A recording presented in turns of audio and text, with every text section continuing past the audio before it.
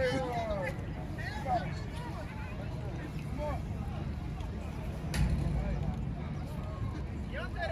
know you already. How do you feel about this Colorado offense and this running attack you guys are facing this week? Well, you know, the running back was Offensive Player of the Year last year, you know, as far as in our league. So, I mean, they have another running back that actually can run the ball. So the quarterback is elusive and can run his darn self. And a physical, big O-line, right? They got tight ends and fullbacks that they use in the backfield to block. So, I mean, it's going to be a challenge. How have you seen the team just respond from Saturday, these first 2 days of practice? I mean, you all got a chance to see practice, right? So guys are flying around, energetic, right, physical, right? And you see a lot of, you know, different things that we're doing now to try to make sure we combat it to get ready for game day. Injury updates? Casey Collier wasn't on game days or anything? No new injury updates. You know, he's handling some things right now, but no new injury updates. We had some little dings in practice that guys will be fine, nothing major. So, you know, just pretty much status quo. Is Isaac good to play this week? Say that again? Is Isaac good to play this week? Yes, yeah. I mean, should he better be able to play this week? But yeah, it should be fine. With the running game that they do have, how concerned are you just in general about the run defense given what happened with you know, it's still a little different than what we've seen last week, right? At the same time, you know, I have full faith as far as the game plan that, you know, we fixed what happened last week. At the same time, we're doing some other things to make sure we improve that. Did last week prompt you to consider any personnel changes? I mean, of course, you're always trying something, right? You know, you're always trying to make sure you have the best players on the field and do what you got to do to stop that particular team. So, you know, we're always going to, you know, expand all options and make sure we empty all bullets. How important is it for you guys to establish the run offensively in this game, especially with their run game? Yeah, very important. I mean, because we always want to control the line of scrimmage, right, on defense or offense. So it's definitely important to me because, you know, we set the tone. Keontae was really strong to start that game on Saturday. Obviously, you guys had to go away from the run game, but what's he kind of shown you, especially over this past week? You know, in the beginning, he was dealing with a couple little things as far as getting healthy and stuff like that. So he's showing that right now he's healthy.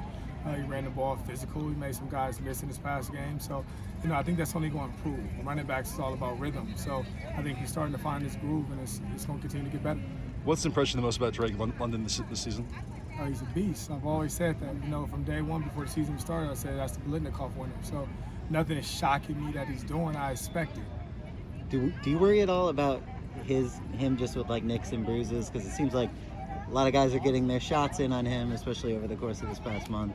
Well, no, not really. I mean, last week he took 2 days off. So, I mean, he's fine. He got 2 days off more than the rest of us. So, I think he'll be fine. I mean, you see him in games every now and then. Somebody hits him. It's like, you know, he'll stretch something, but he gets right back up. And the next play, he's right back doing what he needs to do. Is there any worry at all to rely on him too much? I don't think it's never a worry to rely on a great player too much. I mean, shoot, did the Lakers rely on the guys they had too much, or did the Bulls rely on Jordan too much? I mean, that's what you do if you want to win games. What's Jordan ISF's role now? Looks like he's out there coaching pretty good. Yeah, you know, he's right now, you know, he couldn't play football, and Jordan always wanted to be a coach, so giving him the opportunity. I mean, it's an interview every day. What's the biggest thing you need to correct in the run defense? I'm sorry, I can. What's the biggest thing you need to correct with the run defense? Just making sure we're sound, right? Making sure we're sound and we're setting edges. You know, I think that's the biggest thing, because once guys just truly are in just an A gap and A gap or a B gap and a B gap, we're fine just tackling one-on-one. When those gaps expand, I mean, for any defense, it's going to be extremely hard.